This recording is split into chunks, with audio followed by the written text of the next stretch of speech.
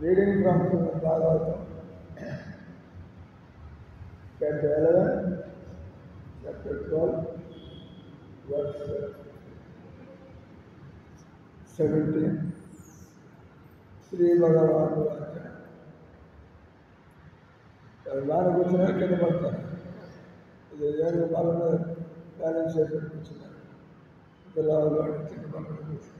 కుర్చీ తెచ్చి కూర్చోండి, కుర్చీ తెచ్చుకోండి.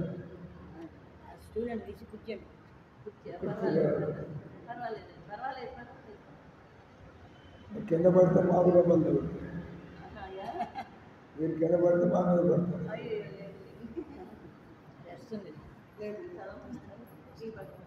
అయిపోయింది, అరగంట కింద పడుతున్నారు.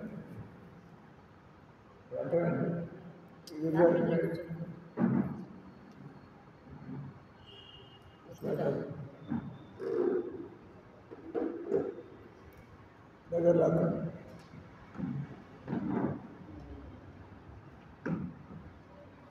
శ్రీ భగవాన్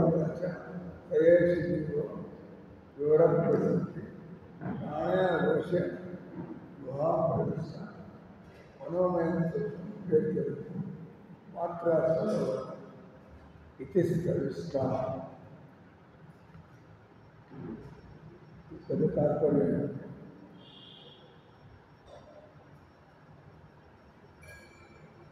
కృష్ణ భగవానుడు పలికి ఉద్ధవ, భగవంతుడు ప్రతి జీవికి ఒక జీవితాన్ని ఇచ్చి హృదయం నుండి ప్రాణం ఆదినాదంతో పాటు నిలిచి ఉంది. అందరి మనస్సును చివరకు శివుని వంటి దేవతల మనస్సును భగవంతుడే నియంత్రించు. కనుక మనస్సు చేత హృదయం అన్నది సూక్ష్మ రూపంలో దర్శించడం. దీర్ఘ హ్రస్వ స్వరములు, వివిధ స్వరములు, అల్లులు కూడినట్టు వివిధ వేదములు స్థూల రూపము కూడా ఆ దేవదేవుడు గ్రహించారు.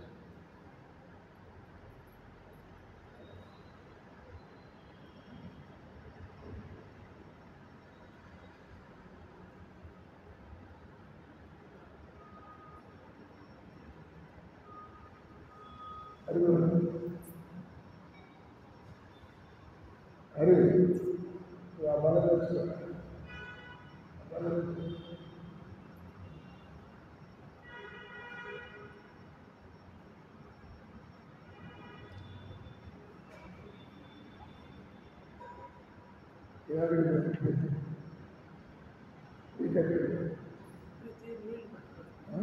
వాటర్ పట్టుకోవడానికి మున్సిపాలిటీ వాటర్ తయారు వస్తుంది.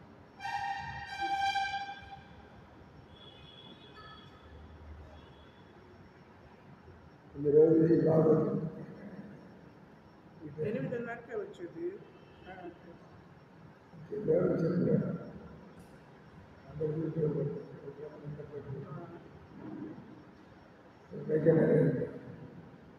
మేక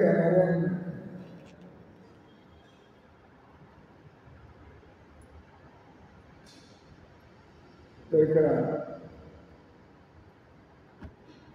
భగవంతుడు మన లోపల ఉన్నాడు, ధ్వని రూపంలో ఉన్నాడు, బయట ఈ విధంగా మంత్ర రూపంలో ఉన్నాడు. ఈ సంసారంలో చిక్కుపడిపోయి ఇరుక్కుపోయి ఆత్మ శివాలయం భగవంతుడు జీవులకి కోరికలు తీర్చుకోవడానికి అనుభవం పడి కోరికలు తీరేటువంటి కాదు. ఎన్ని కోరికలు అనుభవిస్తే అంత రోగాలు కూడా అనుభవించాలి, దుఃఖాలు కూడా అనుభవించాలి. ఇక్కడ అనుభవించడానికి కాదు. ఆత్మ ఎలా పదార్థాన్ని అనుభవిస్తుంది, ఆత్మ కాదు పరమాత్మతో సమానం. అది కావచ్చు, అది కాకుండా వాటితో పెళ్లి చేస్తుంది, వీటితో పెళ్లి చేస్తుంది. అంటే నేను చూసి ఆత్మ దాంట్లో బయటకు మళ్ళీ మనం వెతుక్కుంటాం. నాకేమి ఆనందంగా లేదు. అంటే ఆనందం అనేది మీరు మేలుకొనుకుంటూ కలిగేది, అది అనుభవించగలిగేది. ఆత్మ ఆత్మ ఒక లక్షణం ఆనందం. అంటే భగవంతుని మర్చిపోకుండా ఉన్నప్పుడు ఎప్పుడైతే భగవంతుని మర్చిపోయాడు, అది సంసారంలో వెతుకుంటూ సాగుతుంది. నా ఇబ్బందులు కాదు.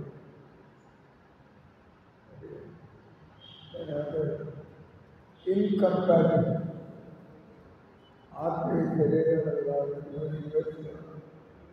కాలు పెట్టి శరీరం కంట్రోల్ లేదు. అందరూ కోరుకుంటారు మీరు శరీరం మీ కంట్రోల్ లేదు. శరీరం పనిచేస్తే చేస్తుంది, పని చేయకుండా చేయకపోవచ్చు. ఈ శరీరాన్ని ఇబ్బంది ఈ శరీరాన్ని ఉపయోగించి ఎలా కృష్ణుడితో సంబంధాన్ని పొందాలి. ఒకటే పని, మన ఈ శరీరం కదులుతున్నంత వరకు, మెదులుతున్నంత వరకు ఈ శరీరం పనిచేస్తున్నంత వరకు ఎలా పనిచేస్తే నాకు కృష్ణుడితో సంబంధం దొరుకుతుంది. అది దొరికితే ఇంట్లో ఎవరితో సంబంధం ఆనందంగా వదిలిపెడతారని ఆనందం దొరకలేదు వరకు తెచ్చుకోవాలి. ఎక్కడికి కష్టపడకపోతే ఆనందం దొరకదు. ఎందుకంటే ఆనందం బయట దొరికేది. ఆనందం ఆత్మ తెలుసుకోవడం, ఆనందం ఆత్మ అనుభూతిలో. అందుకే ఆత్మ అనుభూతిలో పట్టుదల చెప్పాలి. ఒక భక్తుని ఎలా గుర్తుపడతారా? అలా గుర్తుపడతాను. ఒక భక్తుని ఎలా గుర్తుపడతాను? నేను మీరున్నారు, గురువు గారు అంతా నాటకాలు చేస్తున్నారు, భక్తి చేస్తున్నారు, మీరు కేవలం తిరిగి తిరగడానికి ఉండడానికి వచ్చినారు. నాకెట్ తెలుస్తున్నాను. అదే ప్రశ్న ఒక భక్తుని గుర్తుపట్టడం ఎలా? అతనికి ఆత్మలో కలిగితే సావధానం, అతనిలో జాగ్రత్త చేస్తుంది. సేవలో సీరియస్, మందిరం కార్యక్రమంలో సీరియస్, అంటే కనెక్షన్ పెరుగుతుంది. ఇంకా నాకు ఇది చెప్పాను కదా, ఖాళీ చెప్పని చేస్తాను. అతను ఎప్పుడు ఒక్క క్షణం కూడా దేవుడికి దూరంగా ఉండదలుచుకోవాలి. ఎవరైతే 24 గంటలు భగవంతుడి సేవలు కోసం భజన కోసం పడుతారు, దొరికింది అందులో వదలలేదు. కొన్ని భక్తులు ఎలా గుర్తుపడతారు? వాళ్ళు ఎంత జాగ్రత్తగా ఉంటున్నారు. మరి ఆత్మ అనుభూతి ఎలా అయిపోతారు? సాగుతాడు మనలాంటి వాళ్ళు మీకు అనుభవం అయితే మీరే ఇంకా ఇంకా నేర్చుకోవాలి, ఇంకా నేర్చుకోవాలి. ఆస్పత్రి పడుకున్న నిద్రపడ్డ ఇద్దరు రాకపోతే వస్తే రాకపోతే అంటే రావాలంటే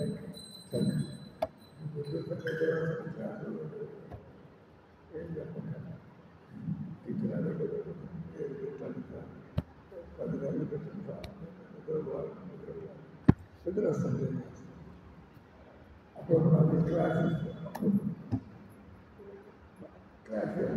నిద్ర వస్తుంది. నిద్ర తక్కువ क्लास चल रही है महाराज जी वो पानी का टाइमिंग 8 से 8 50 तक है। दिमाग लगा नीचे కింద అతను చెప్పేసి వచ్చేసి అడుగుతున్నాను. पानी पीने के लिए छत्तीसगढ़ से आए दिमाग लगा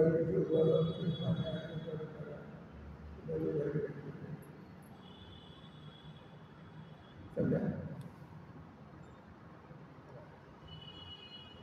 చతుర్థ అర్థం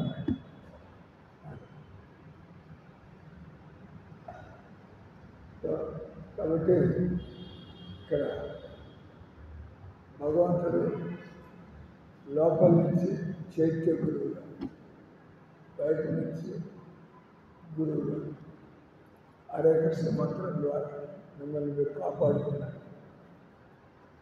మీరు భగవంతుడి భక్తి తప్ప ఆశ్చర్య కావాలా ఇది కావాలి అది కావాలి అని మీరు ఏది కావాలి మిగతా అడ్జస్ట్ ఏదో తాపత్రయపడి దొరుకుతాయి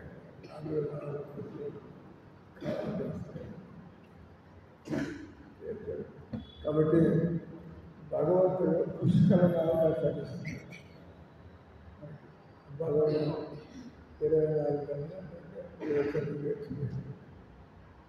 సేవలు చేసుకుంటూ దీనికి తెలియచేటంటే చదివే ఆ మాత్రం చదువు వస్తుంది.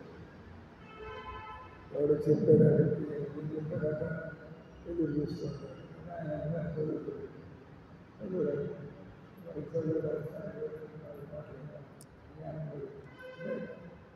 వీళ్ళకి చదువు నేను మాట్లాడిన ఎట్లా చేస్తున్నాను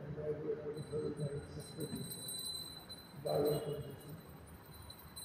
చదువు అంటే ఒక భక్తుడి యొక్క లక్షణం అవ్యాజ్ఞ కాలం భక్తుడు కాలాన్ని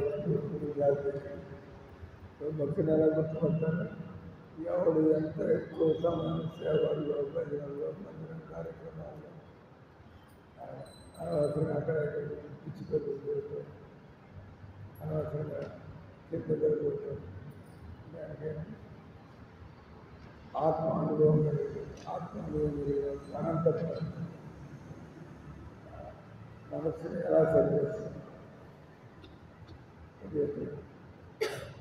అతడు లోపల నుంచి బయట స్థూల రూపం వివిధ వేదనలు అది మనకు ఆత్మానుభవం కలుగుతుంది. మంత్రం అంతా అయితే ఈ మంత్రాన్ని అంతా అయితే మనకు ఉండేటువంటి మళ్ళీ మళ్ళీ అవే పడుతుంది. ఏంగా బీడి తాగడం, సారాయి తాగడం, మాంసం తినడం, ఆడాలతో కొన్ని తీపులు తాగాలి. గొప్ప వెరైటీ అంటే ఇదే పడుతుంది. ఆయన వెరైటీ అంటే పడుతుంది జనాలు ఎత్తుకుంటుంది అందారు ప్రభుత్వాలు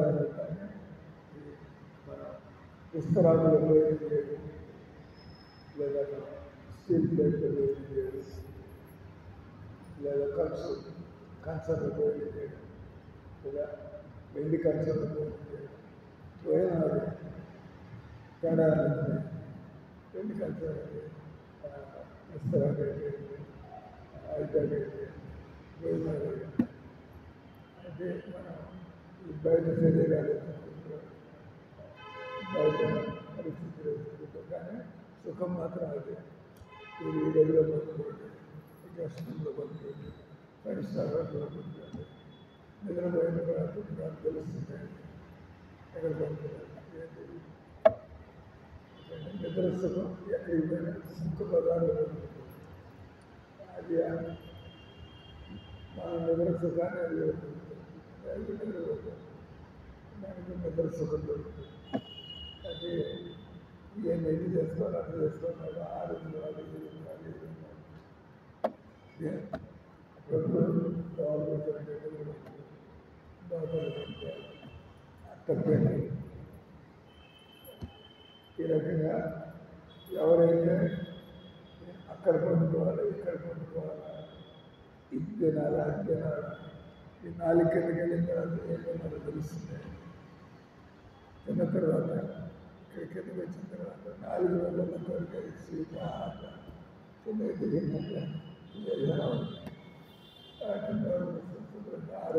ఆరోగ్యానికి ముందు తింటారు కదా, శరీరాన్ని ఇస్తున్నారు శరీరానికి మేలు చేస్తుంది. అంటే ప్రయోజనం చేస్తుంది. ఇంకా క్లాస్ కదా మనకి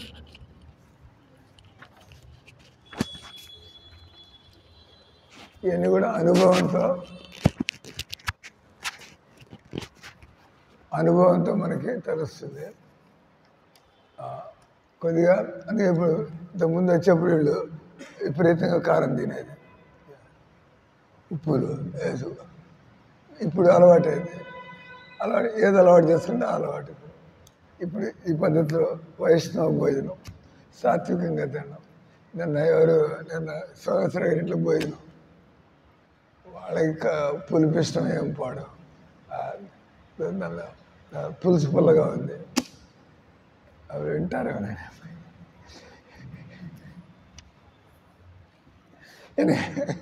క్లాస్ అక్కడ దాకా వెళ్ళిపోతుంది. ఒక ఇంటికి వెళ్ళాం భోజనానికి. వాళ్ళకి పులుపు తినడం ఇష్టం అంటే, కానీ పులుపు రక్తానికి మంచిది కాదు, రక్తం విరుగుతుంది. అంటే వైష్ణవ భోజనం అంటే అది పుల్లగా ఉండకూడదు, ఉప్పుగా ఉండకూడదు, కారంగా ఉండకూడదు, మీడియం. అంటే మీరు పప్పు యొక్క రుచి రావాలా, మీకు క్యారెట్ రుచి రావాలా, మీరు పులిహార తింటుంటే అన్నం తిన్నది కొద్దిగా మామూలు అన్నం కాదన్నం కొద్దిగా లైట్గా లేకపోతే పుల్లగా వచ్చేస్తుంది. ఈ రకంగా మనుషులు ఎప్పుడు కూడా సాత్వికమైన ఆహారం అది ఆరోగ్యానికి మంచిది. రాజసిక ఆహారం తింటే మనం రాజసికంగానే బిహేవ్ చేస్తాం. ఇతరులతో తేడాలు తెచ్చుకోవడం, గొడవలు పెట్టుకోవడం, కొట్లాడుకోవడం, ఇది రాజసిక భోజనం. ఇప్పుడు సారాయి తాగినట్టు గమ్మున ఉంటాడే అన్నీ, సారాయి ఏదో ఒకటి వాగుతూనే ఉంటారు, మైండ్ కంట్రోల్లో. అట్లాగే మనం అతి కారంగా తింటే అచ్చనగా ఏదో అనగానే తారాజులాగా లేచిపోయి, ఎందుకంటే ఒంట్లో కారం ఎక్కింది. అంటే ఉప్పు తిన్నవాడు గమ్మున ఉంటాడు. ఉప్పు తిన్నాడంటే రోషం అనేది ఉంటుంది. అంటే ఈ విధంగా ఆహారం ఎప్పుడు కూడా భగవంతుడి గీతలో చెబుతున్నాడు, సాత్విక ఆహారం తినండి. ఆహార సర్వస్య త్రివిధో భవతి ప్రియ. ఆహారం కూడా 3 రకాలుగా ఉంటుంది. వేరే చక్కగా కానీ మనకు అలవాటైంది, అలవాటుని మెల్లగా మార్చుకోవాలి. భగవంతుడు మనకి ప్రసాదాన్ని ఇచ్చాడు, మనకి విగ్రహాలను ఇచ్చాడు, మనకి మందిరాలు ఇచ్చాడు, మనకి స్వాముల్ని ఇచ్చాడు, మనకి గ్రంథాలు ఇచ్చాడు, మనకి మంత్రాన్ని ఇచ్చాడు. భగవంతుడు కాపాడుకోవాలంటే ఎప్పుడు వీటికి దూరం కాకుండా మన జీవితం ఎప్పుడు భక్తిలో గడుస్తూ ఉంటుంది. లేకపోతే మళ్ళీ మనసు డబ్బు మీదకు పోవడం, మనసు ఆడవాళ్ళ మీద పోవడం, లేదా మనసు పదవుల మీదకు పోవడం, మనసు రాజకీయాల మీదకు పోవడం. అంటే భక్తిలో ఆనందం లేకపోతే మన బుద్ధిని బట్టి ఎటో పోతూ ఉంటాం. అంటే భగవంతుడు మనల్ని కాపాడుకోవడానికి కావలసినంత ఏర్పాట్లు చేశాడు. అవి మనం తోసేసి మైండ్ నీ తలకాయ చెప్పినట్టు వింటే వాళ్ళ బజార్లో ఎక్కడ పోతే పెయింట్లు కొట్టుకుంటూ ఉంటాం. ఆ పెయింటింగ్ పని దేవుడికి చేశాడు, మందిరంలో చేశాడు, మళ్ళీ అది భక్తి. మందిరంలో పెయింటింగ్ పని చేస్తే అది భక్తి. ఊళ్ళో వాళ్ళకి చేస్తే సాయంత్రం కానీ డబ్బులు రావాలి, డబ్బుల కోసం. అది భక్తి ఏం కాదు. అంటే బయట పని చేస్తామంటే డబ్బుల కోసం. మనం ఊళ్ళో వాళ్ళకి సేవ చేయడానికి కూర్చున్నా, దేవుడికి సేవ చేయాలా. అది దొరకకపోతే మనం డబ్బుల కోసం పని చేయాలి. కాబట్టి ఇక్కడ కృష్ణుడు ఉద్ధవుడికి అని చెప్తున్నాడు, భక్తి యోగము, జ్ఞానయోగము, అష్టాంగ యోగము, త్యాగము, తపస్సు, పుణ్యకర్మలు, మున్నగు పలు విధానములు కృష్ణుడు వివరించిన కారణంగా ఉద్ధవుడు, అంటే నేను రకరకాల పద్ధతులు చెబితే మీరు భ్రమితులు అవుతారు. ఏం సార్ ఈరోజు జ్ఞానయోగం అంటారు, అష్టాంగ యోగం అంటున్నారు, కర్మయోగం అంటున్నారు,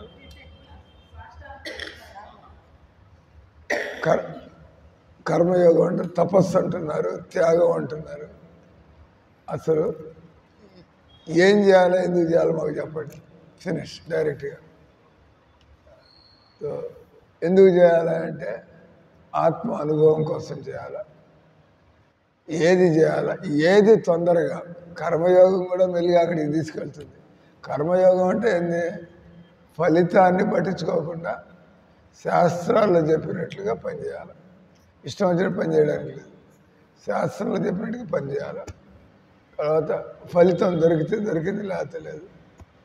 ఆ రకంగా బతకగలదని కర్మయోగం అంటే భగవంతుడు చెప్పిన కర్మలు ఆయన ఎట్లా చేస్తే దాన్ని అంగీకరించాలి. ఫలితాన్ని ఆశించకుండా అంటే మీకు ఎక్కువ ఫలితం వస్తుంది, ఏం చేస్తారు? ఫలితం రాదు, ఏం చేస్తారు? ఎక్కువ ఫలితం వస్తుంది, ఈ రోజుకి తిండి తింటారు, ఇంకా మిగతా డబ్బులను ఏం చేయాలి? ఈరోజు తిండి పెట్టినవాడు రేపు తిండి పెట్టడే. మీరు గత ఏం వయసు 63 ఏళ్ళ నుంచి తిండి తిన్నారు. రేపు తిండి పెడతారనే నమ్మకం ఉందా లేదా? 63 ఏళ్ళు తింటే ఇంకా బతికేది ఇంకో 10 ఏళ్ళు 15 ఏళ్ళు. దాని గురించి ఇప్పటి నుంచే మనం టెన్షన్లో పడ్డాం. దీనికి 63 ఏళ్ళు తిండి పెట్టినవాడు ఇంకో 15 ఏళ్ళు మీకు తిండి పెట్టడం అయింది, పక్కన భార్య. దీని గురించి నేను ఆలోచించాల్సింది మనసు దేవుడి మీదకి పోతుందా లేదా, మనసు దేవుడి మీదకి పోతుందా లేదా, ఇది మనం చూసుకోవాల్సింది. ఆ తిండి అనేది, నువ్వు పెయింటింగ్ చేయకుండా మందిలో 4 రోజులు కూర్చుంటావు, పెయింట్ చేయకపోయినా తిండి దొరుకుతుంది దగ్గర పోయి తింటున్నావు అంటే పెయింటింగ్ చేస్తేనే తిండి దొరుకుతుంది. అలా నువ్వు హరే కృష్ణ హరే రామ అంటున్నావు, దేవుడు ఏర్పాటు చేస్తున్నావు. నువ్వు హరే రామ హరే కృష్ణ నేను ఆనను, తెల్లవారుదాం లేవనంటే బజారు చూపిస్తాను. ఇక తెల్లవారుదాం లేకపోతే హరే రామ హరే కృష్ణ అనను అంటే ఇక్కడేం చేయాలి? కాబట్టి ఉద్ధవుడు అడిగాడు, భ్రమితుడయ్యాడు, సందేహగ్రస్తుడయ్యాడు ఉద్ధవుడికి ఆసనాలు వేయాలా, నేను హోమం చేయాలా, నేను ధ్యానం చేయాలా, కర్మలు చేయాలా, భగవంతుడు అన్నీ చెబుతున్నాడు. అందుకని డైరెక్ట్గా అడిగాడు. అప్పుడు మీకు చెప్పినట్టుగా ఏది చేయాలా, ఎందుకు చేయాలో తెలిస్తే మీరే చూసుకుంటారు ఏది గట్టిగా పనిచేస్తుంది. మీకు ఇప్పుడు డబ్బు సంపాదించడం లక్ష్యం అనుకోండి, ఎందుకు చేయాలి? డబ్బు కోసం చేయాలి. ఆయన చెబుతున్నాడు, ఎవరు మన అహోబిలంగా ఎవరు కూడా కాలేజీలో అయిన పోయేప్పుడు బద్వేల్లో కాలేజ్ ప్రోగ్రాం జరిగింది. బద్వేల్లో కాలేజ్ ప్రోగ్రాం జరిగితే ప్రోగ్రాంకి ముందు ప్రిన్సిపాల్ కాదు అసలు, ఆయన కరస్పాండెంట్, ఆయన ఓనర్ బాగా చూసుకున్నాడు. నాగభూషణం ఆయన పేరు, వాళ్ళ నాన్న పేరు నాగభూషణం, కాలేజీ పేరు నాగభూషణం కాలేజీ. ఈయన వాళ్ళ నాయన చనిపోయినట్టున్నాడు, ఇప్పుడు ఈయన ఓనర్ అయ్యాడు. ఆయన రూమ్లో కూర్చొని, మేము స్వామి ఎవరు అడ్మిషన్ తీసుకోవట్లేదు, అందరూ కూడా కంప్యూటర్ అంటారు, కెమికల్ ఇంజనీరింగ్ ఉంది, ఎవడు అడ్మిషన్ తీసుకోవట్లేదు, మేము వాడికి అనవసరంగా జీతాలు 40,000 జీతం ఇవ్వాలని మేము మూసేసాం. ఎవరు అడ్మిషన్ తీసుకోకపోతే కెమిస్ట్రీ టీచరు ఆయన గోల్డ్ కొనుక్కుంటూ కూర్చుంటాడు, జీతం ఇవ్వాలా లేదా? చెప్పంటే క్లాస్ చదువుతాడు, ఎవరు లేకపోతే ఆయన చేస్తూ కూర్చుంటాడు. బట్ ఆయన చదువుతున్నాడు కదా, మనకి ఎవరు కెమిస్ట్రీలో అడ్మిషన్ తీసుకోవట్లేదు, ఎవరు మెకానికల్లో అడ్మిషన్, అందరూ ఇంటర్వ్యూ అవ్వగానే కంప్యూటర్ సైన్స్ అంటున్నారు. ఎందుకంటే జీతం బాగా వస్తుంది ఇప్పుడు, ఫీల్డ్ డిజిటల్ కంప్యూటర్. అంటే ఆ రకంగా జనాలు ఇప్పుడు డబ్బులు సంపాదన ప్రధానం అయితే కెమిస్ట్రీ ఒకటి తీసుకుంటాడు. జనాలు తిన్నగా మాకు కంప్యూటర్ సైన్స్, ఎందుకంటే మాకు ఇంత ప్యాకేజ్, ఇంత డబ్బులు వస్తాయి, అందరూ అటు వెళ్ళిపోతున్నారు. ఏ ఇంజనీరింగ్ చేసినా కూడా మళ్ళీ ఒక 6 నెలలు మళ్ళీ ఏదో కోర్స్ చేసి కంప్యూటర్ వైపుకి వెళ్ళిపోవడం. ఎందుకంటే వాళ్ళ టార్గెట్ డబ్బు కాబట్టి. అదే రకంగా జీవితంలో మనకి ఆత్మ అనుభూతి కావాలా. ఆత్మ అనుభూతికి మీరు కర్మయోగం చేయొచ్చు, జ్ఞానయోగం చేయొచ్చు, ధ్యాన యోగం చేయొచ్చు, అష్టాంగ యోగం చేయొచ్చు, తపస్సు చేయొచ్చు, త్యాగం చేయొచ్చు, భక్తి. ఏది చేయడం వల్ల టక్కని మీకు నేను శరీరం కాదు ఆత్మ అంటే ఈ మంత్రం అంటూ ఉంటే, దివ్యధ్వని అంటూ ఉంటే వెంటనే మీకు ఆత్మ అనుభూతి కలుగుతుంది. ఇవన్నీ మిగతావన్నీ కూడా క్రమ మార్గాలు, లేదా స్లో ట్రాక్, లేదా మెల్లమెల్లగా వస్తారు. అంటే మీరు జీవితంలో మాయలో పడకుండా ఉండాలంటే భక్తి యోగం చేసి చూస్తే మీరే వెనకాల పడతారు, వదిలిపెట్టరు. ఇది చేస్తున్నంత వరకు నన్ను నా వాసనలు, నా కోరికలను సతాయించటం లేదు, వాటిని ఈ పనిలోనే ఉండాలి, దాన్ని నేను తప్పించుకోవచ్చు, మాయని తప్పించుకోవచ్చు. ఎంత మాయ తగ్గిపోతూ ఉంటే, ఎంత మీరు భక్తులు ఎదుగుతూ ఉంటే చక్కగా ఎక్స్పర్ట్ అవుతారు. దేవుడికి సేవలు చేయడంలో ఆనందంగా, ప్రశాంతంగా, నెమ్మదిగా దేవుడి పనులు చేసుకుంటే, ఎందుకంటే దేవుడు మనతో ఇచ్చిపుచ్చుకోవడం చేస్తాడు. ఇక్కడ భక్తి యోగం ఎందుకు పవర్ఫుల్ అయ్యాయంటే, మనం వ్యక్తులతో కూడా ఇచ్చిపుచ్చుకున్నప్పుడు మనకు సంబంధం ఏర్పడుతుంది. దేవుడితో సంబంధం ఏర్పడితే అది ఎంత మధురంగా ఉంటుంది, అది ఎంత అద్భుతంగా ఉంటుంది. అది దొరికిందంటే ఇంక మనమే దేవుణ్ణి వదిలిపెట్టదలుచుకో జీవితంలో.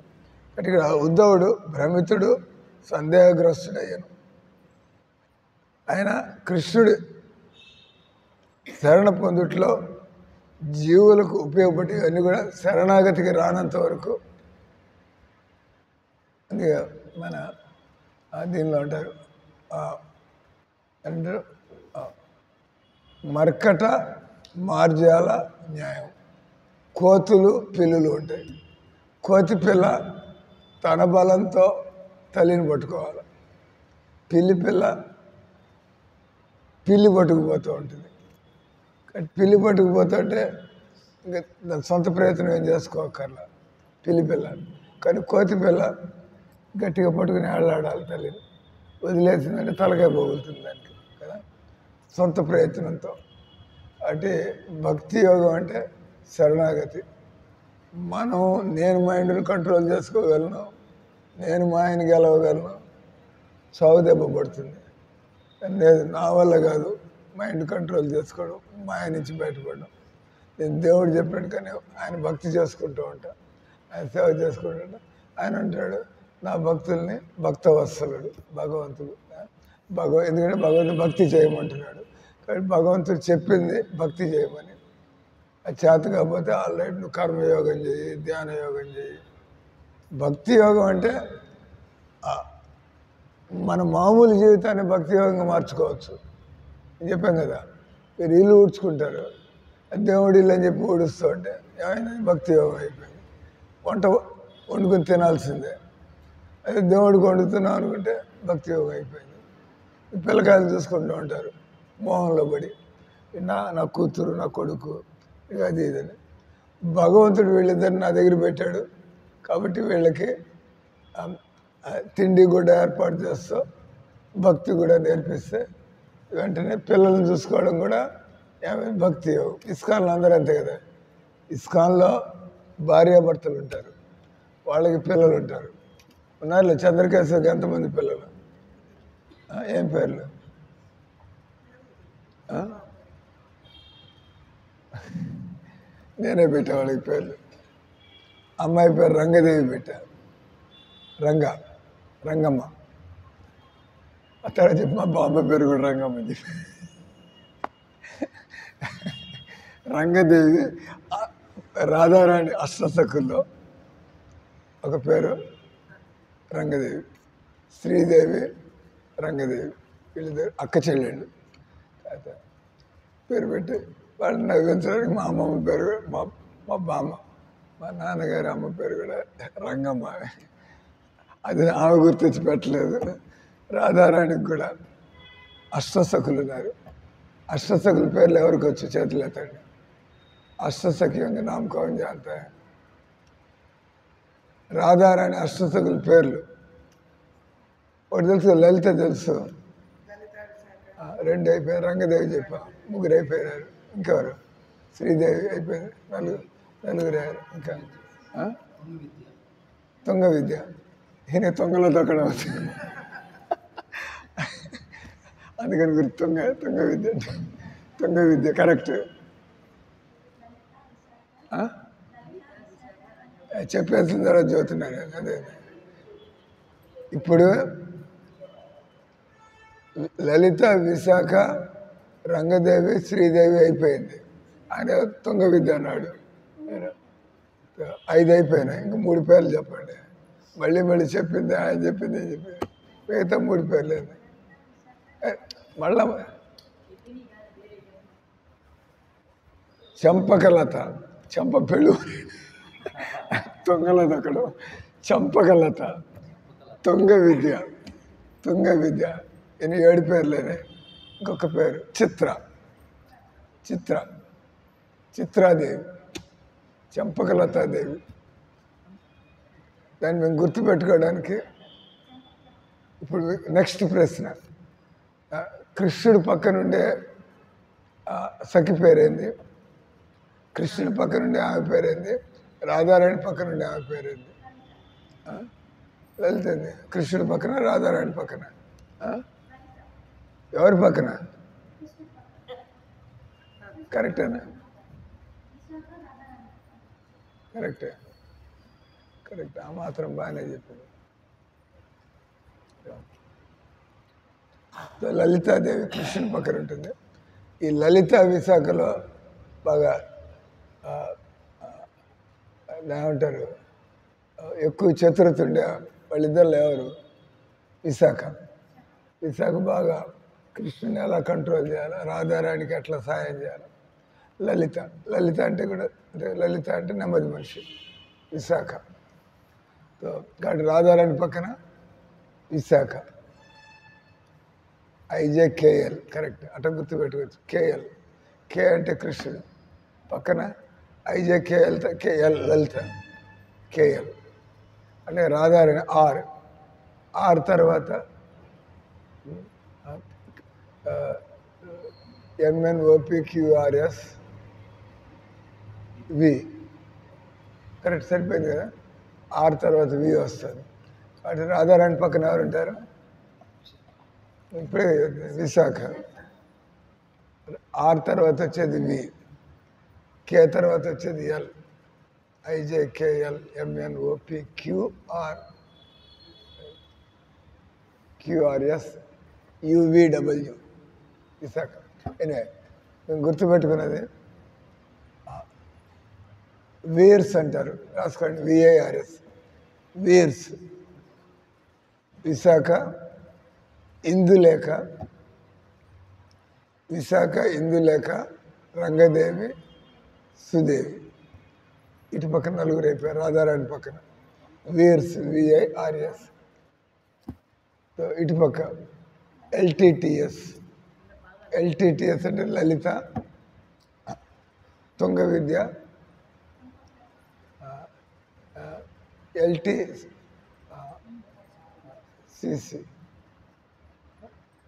LTCC చంపకలత, చిత్ర. LTCC VARS. ఇక్కడ మనం చెప్పుకుంటుంది, భగవంతుడు మీరు ఆత్మ అనుభవాన్ని పొందాలంటే భగవంతుడు చెబుతుంది, నా నామం సర్వశక్తివంతమైంది మంత్రం అంటాం దాన్ని, బీజ మంత్రం. ఈ మంత్రాన్ని మీరు అంటూ ఉంటే అంతా, లేకపోతే మీరు ఎన్నో తెలుసుకోవాలా, మనసు ఏంది, ఇంద్రియాలు ఏంది, 3 గుణాలు ఏంది, ఇవన్నీ నేర్చుకోవాలి జ్ఞానయోగం అంటే. అలాగే కర్మయోగం అంటే మంచి పనులు ఏంది, చెడ్డ పనులు ఏంది, చెడ్డ పనులు ఎలా వదిలిపెట్టాలా, అంతా అంతే కదా.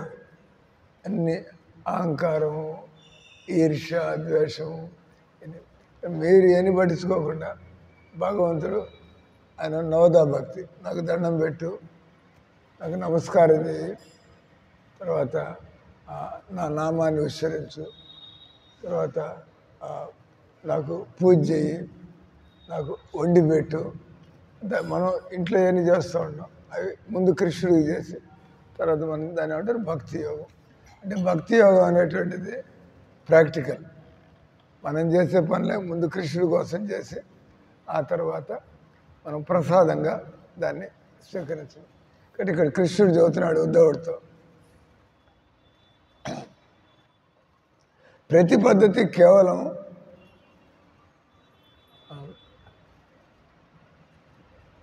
అన్ని పద్ధతుల్ని తాను అనుసరించలేమోనని ఉద్ధవుడు.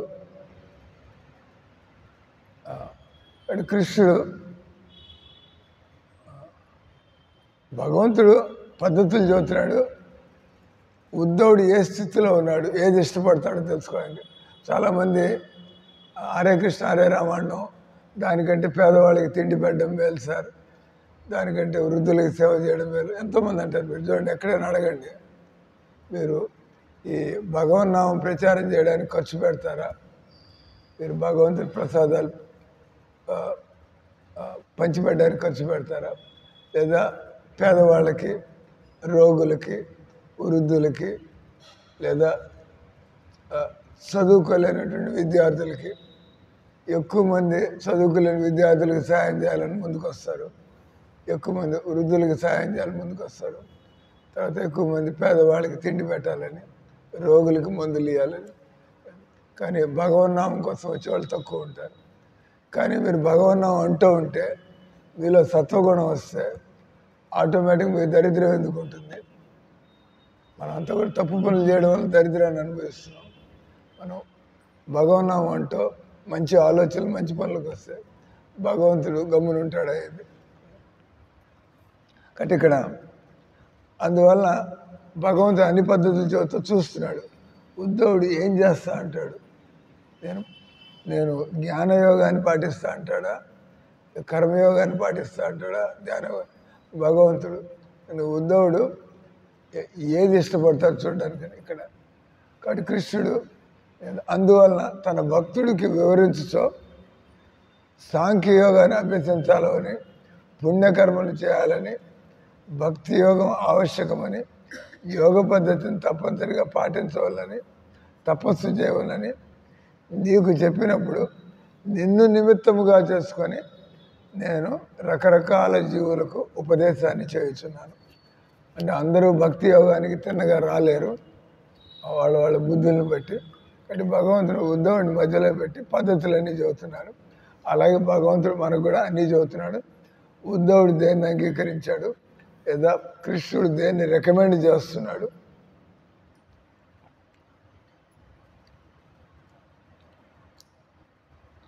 అన్ని వైదిక పద్ధతుల్ని నీవు పాటించవలసి ఉన్నదని నువ్వు ఎందుకు అనుకుంటున్నావు? నీవు నా శుద్ధ భక్తుడు, నీవు ఈ పద్ధతులన్నింటినీ చేయని అవసరం లేదు. ఈ విధంగా భగవంతుడు వైదిక విధానముల వైవిధ్యత వెనుక గూఢార్థాన్ని మృదువైన ప్రోత్సాహకరమైన పలుకులతో ఉద్ధవుడికి వెల్లడించనని. భగవద్గీతలో కూడా అంతే, భగవంతుడు అన్నీ చెబుతున్నాడు. కానీ అర్జునుడు అన్నాడు, ఎన్ని వదిలిపారేవా సర్వధర్మాన్ని పరిత్యజ్య మామేకం శరణం వ్రజ. ఓ అని 1వ అధ్యాయం నుంచి 17వ అధ్యాయం దాకా అన్ని యోగ పద్ధతులు చెప్పాడు కదా. ఆఖరి అధ్యాయంలో పక్కన పారే అంటున్నాడు ఆయన. పక్కన పారేసి సర్వధర్మాన్ని పరిత్యజ్య మామేకం శరణం ప్రజ అని చెప్పి నా భక్తుడు ఒకము, నా చింతన చేయము, నన్ను పూజించము, నాకు నమస్కరించము. ఏం శ్లోకం అది? మన్మనాభవ మద్భక్తో మధ్యాజీ మాం నమస్కురు మామై వైశ్యసి సత్యంతే ప్రతి జానే ప్రియోసిమే. భగవంతుడు ఎన్ని ఆఖరిదాలు లేదు, నువ్వు నాకు చాలా ప్రియమైన వాడివి కాబట్టి నువ్వు కష్టపడ్డావు నేను చూడదలుచుకోలేదు, నువ్వు జీవితంలో విఫలం అవ్వడం చూడదలుచుకోలేదు, నువ్వు ఆల్రెడీ నాతో మాట్లాడుతున్నావు అంటే నువ్వు నాకెంతో దగ్గరైనటువంటి వాడి. అంటే అసలు విషయం నా శరణాగతి పొందవయ్యా. నువ్వు యుద్ధంలో గెలుస్తారా లేదా ఏమవుతుంది, జస్ట్ లీవ్ ఇట్. నిన్ను యుద్ధం చేయమని నువ్వు చెయ్యి. కృష్ణుడు యుద్ధం చేయమన్నాడు కాబట్టి నేను యుద్ధం చేస్తా. నాకుండే శక్తితో, నాకుండే తెలివితేటలతో. భగవంతుడు కావాలంటే నా తెలివితేటలు మార్చవచ్చు, భగవంతుడు కావాలంటే నాకు శక్తులు ఇవ్వచ్చు. కాబట్టి నువ్వెంత దాని గురించి నువ్వు అంచనాలు వేసుకోమాక. జస్ట్ ప్రభుపాద కూడా అంటే ఆయన తన శిష్యులు వచ్చి అమెరికా వాళ్ళు ఆవు మాంసం తినేవాళ్ళు, సారాయి తాగేవాళ్ళు. ప్రభుపాద ఏమన్నాడు, వీరి హరే కృష్ణ మంత్రాన్ని చెప్పించండి, మిగతావన్నీ కూడా కాలక్రమంలో దేవుడు మిమ్మల్ని ఒక్కొక్కరిని ఏం చేయాలో ఆయన మీకు నేర్పిస్తాడు. వాళ్ళు బిల్డింగులు కట్టారు, పుస్తకాలు రాశారు, వాళ్ళు పాటలు పాడేవాళ్ళు. చక్కటి లోకనాథ స్వామి ప్రభుపాదుడు ఆయన ఆలయంలోకి వచ్చేసాడు, కీర్తనల్లోకి. కొంతమంది పుస్తకాలు రాసేవాళ్ళు ఆలయంలోకి వచ్చేవాడు, వంటలు చేసేవాడు. ప్రభుపాదకు వంటలు చేసే భక్తులు పేర్లు తెలుసా? Expert cooks in Prabhupada's group. Prabhupada శిష్యుల్లో యమునాదేవి దాసి పుస్తకం రాసి పారేసింది. ఆమె అసలు గులాబ్ జామున్ అంటే తెలీదు, రసగుల్లా అంటే తెలీదు, కచోరీ అంటే తెలియదు, సమోసా అంటే తెలియదు, పకోడీ అంటే తెలియదు, పాయసం అంటే తెలియదు. ఆమె ఏం చేసింది, పెద్ద పుస్తకం రాసి పారేసిన తర్వాత ఎందుకంటే దేవుడు ఆమెకు తలకాయ ఇచ్చాడు, టక్ టక్ టక్ టక్ అని పట్టేసుకుంది. తర్వాత మిగతా వాళ్ళందరికీ నేర్చుకోవడానికి ఎంత పప్పు వేయాలా, ఎంత ఉప్పు వేయాలా, ఎంత రుబ్బాలా, ఏం చేయాలని రాసి స్టెప్పులు రాసి పారేస్తుంది ఎవరైనా కూడా నేర్చుకోవడానికి. అలాగే రకరకాల డిపార్ట్మెంట్లు. అంటే మనందరిలో కూడా అందరికీ అన్ని యోగ్యతలు ఉండవు. మనందరిలో ఒక్కొక్కరికి ఒక్కొక్క యోగ్యత ఉంటుంది. కొంతమంది మేనేజ్మెంట్. ప్రభుపాద ఆయన ఒక శుద్ధ భక్తులు అవడం అన్నింటిలో ఎక్స్పర్ట్. ఆయన పాడడంలో ఎక్స్పర్ట్, లేకపోతే ఎట్ట నేర్పించాడు వంటలు. ప్రభుపాద పాడడంలో ఎక్స్పర్ట్, వంటల్లో ఎక్స్పర్ట్, వాయిద్యాల్లో ఎక్స్పర్ట్, మాట్లాడడం ప్రవచనం వేయడంలో ఎక్స్పర్ట్. ఆయన మేనేజ్మెంట్. జనాల్ని ఈ అమెరికా వాళ్ళు, రష్యా వాళ్ళు కొట్టుకు వచ్చేవాళ్ళు, వాళ్ళిద్దరి చేత కాళ్ళు పిసుకున్నాడు ఆయన. రే రష్యా వాళ్ళు ఈ కాళ్ళు పిసుకునేవాడు. వాళ్ళకి ఎంత అభిమానం అంటే వాళ్ళు ఆ జాతి అహంకారాన్ని వదిలిపెట్టి ప్రభుపాదికి ఆ విధంగా గుడ్డలు ఉతికేయడం, కాళ్ళు పిసకడం, అని ఒళ్ళు మర్దన చేయడం. ఎంత పొగరు ఉంటుంది ఫారినర్స్కి. కానీ వాళ్ళందరినీ ఎలా లొంగ తీసుకున్నాడు అంటే ఆయన ఎక్స్పర్ట్ మేనేజర్. ముందు నువ్వు నా దగ్గర ఉంటే నీకు ఏం ఆనందం కలుగుతుందో ఆ ఆనందాన్ని చూపించాడు. ఇంక వాళ్ళే సార్ మమ్మల్ని తోసే, డోంట్ కిక్ అస్ అవుట్, మమ్మల్ని తోసే మాట్లాడతారు, మేము తప్పులు చేసినా కూడా మమ్మల్ని తిట్టి కొట్టి మీ దగ్గరే ఉంచుకోండి. దాన్ని అంటారు సరెండర్. అంటే వాళ్ళ జీవితాన్ని ఆయన చేతుల్లో పెట్టారు. వాళ్ళు మీరు తిడితే వెళ్ళిపోతాయి. ఇప్పుడు నేను 4 తిట్టా అంటే ఏంటిది, ఇంట్లో ఉండడం మేలనుకుంటుంది. ఇంట్లో అంటే కొడుకు బాగా చూసుకుంటాడు, ఆయన ముట్టికాయలు వేస్తున్నాడు, ఆయన మందలు ఇస్తున్నాడు. నాకెందుకు వచ్చింది అంటే ఇంట్లో కూర్చుంటే అమ్మ అని చెప్పి అందరు పని చేసేవాళ్ళు. కానీ భక్తి ఏమైనా ఉంటుంది ఆయన అక్కడ, భక్తి దొరుకుతుంది ఆయన ఇంట్లో. దొరకదు కాబట్టి ఇక్కడ వచ్చి కూర్చున్నారు అంతే కదా. లేకపోతే ఎందుకు మందిరం ఎదుర్కొంటున్నారు. ఇంట్లో ఇవి చెప్పినట్టుగా వినే కొడుకు కూతుళ్ళు ఉంటారు, కానీ భక్తి ఎగిరిపోయింది. కాబట్టి గురువు గారు ఏమైనా తిడుతున్నారంటే మనం మంచిగా అన్నాడు, ఆయన పని లేకుండా ఎందుకు అంటాడు నేర్పించడానికి. 20 ఏళ్ళ నుంచి ఉంది. ముఖ్యమైన శ్లోకం మనమనాభ అది రాదు, అన్ని శ్లోకాలు అడగలే, గుర్తు రాలేదు. అదొక శ్లోకం. అలాగే కాబట్టి ఇక్కడ అయిపోయింది. ఇంకా కృష్ణుడు బ్రహ్మదేవుని ముఖం ద్వారా 4 వేదాలు, బ్రహ్మదేవుడి 4 ముఖాల నుంచి బ్రహ్మదేవుడి ద్వారా ఆయన వేదాల రూపంలో ప్రకటమయ్యాడు.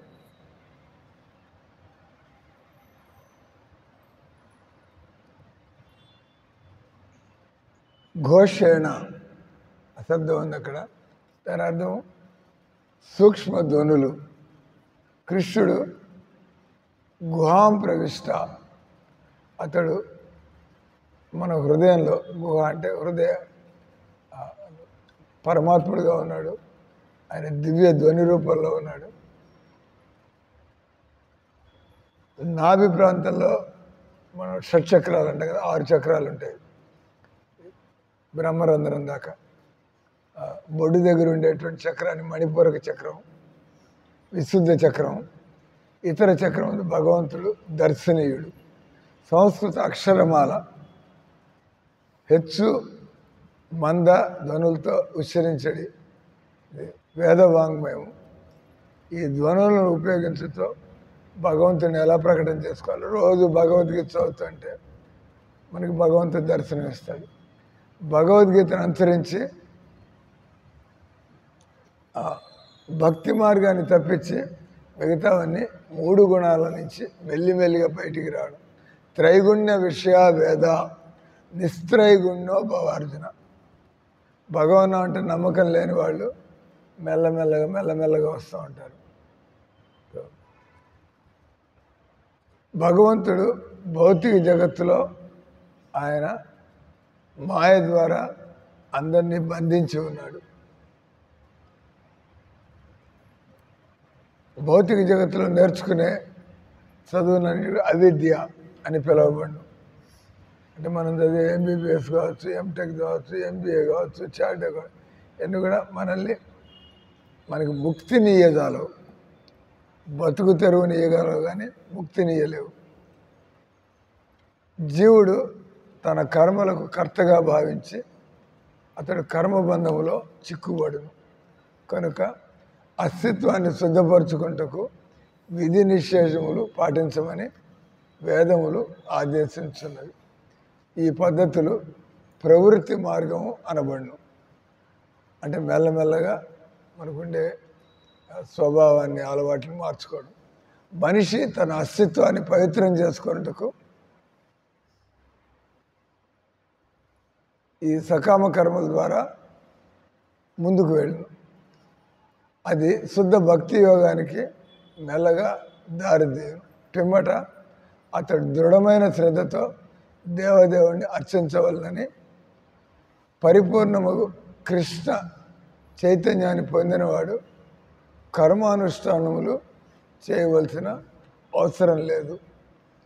ఎవరైతే వైష్ణవుల యొక్క మార్గదర్శనంలో రోజంతా బిజీగా ఉంటారో వాళ్ళు వేరుగా తపస్సు, యోగము, ధ్యానము, అంటే ఈ భక్తి యోగంలో ఇవన్నీ కూడా డైరెక్ట్గా మనస్సునే మార్చేస్తాయి. కాబట్టి మనం ఈ మెట్లు ఎక్కిపోయే పద్ధతిలో పోవక్కర్లేదు. జీవ అనే పదం బృందావన వాసులకు జీవాన్ని ఇచ్చడి కృష్ణుని కూడా సూచించును. కృష్ణుడు బద్ధజీవుల దృష్టికి అతీతముగా ఆధ్యాత్మిక జగత్తునందు నిత్యము తన లీలలు చేయుచున్నప్పటికీ అవే లీలలు ప్రదర్శించుటకు ఈ భౌతిక జగత్తులో ప్రవేశించి వివర ప్రసూతి ఆ లీలా ప్రదర్శనం పిమ్మట భగవంతుడు వాటిని ఉపసంహరించి భగవంతుడు గుహాం ప్రవిష్ట. భగవంతుడు అప్పుడు ధ్వనుల్ని ఈ భూమి మీద వదిలిపెడతాడు, దివ్య ధ్వనులు. స్వర అనే పదం, స్వర మాత్రా స్వర. ఈ స్వర అనే పదం భగవంతుని దివ్య నాదం. వర్ణ అనేటువంటి పదం భగవంతుడి దివ్య రూపాన్ని, అంటే విగ్రహం, తర్వాత దివ్య ధ్వని, మంత్రం. కృష్ణ భక్తి భావన పూర్తిగా అగ్రసరులు కానట్టు వారికి దృష్టి ఇంకా పవిత్రం కానట్టు వారికి భౌతిక జగత్తులో స్థూల రూపంలో ఏ విధంగా కృష్ణుని మనస్సు నిలుపుకోవాలనో సూచించను. అభక్తులకు కృష్ణుడు తెలియబడడు కనుక అతడు సూక్ష్ముడై ఉన్నాడు. ఈ విధంగా పలువురు ఆచార్యులు ఈ శ్లోకాన్ని పలు రీతుల్లో వివరించి కృష్ణుడిని స్తుతించిరి. హరే కృష్ణ హరే కృష్ణ కృష్ణ కృష్ణ హరే హరే హరే రామ రామ రామ హరే హరే.